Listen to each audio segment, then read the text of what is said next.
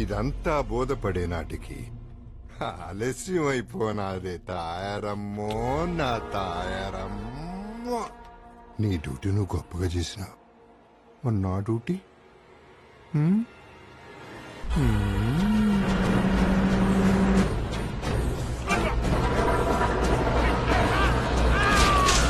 Godown మీద excise officer దాడి చేసినప్పుడు నువ్వు ఎక్కడున్నావు? అభిషేకం ఉందని గుడికి వెళ్ళానండి.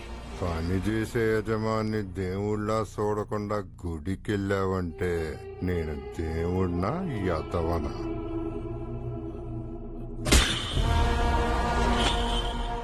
నాకున్న కోపానికి నిన్ను కూడా దేవుడి దగ్గరికే పంపాలా? కానీ 30 ఏళ్ల సావాసం ఒగ్గెత్తన పోయి అదే గుడిలో అడుక్కో పో.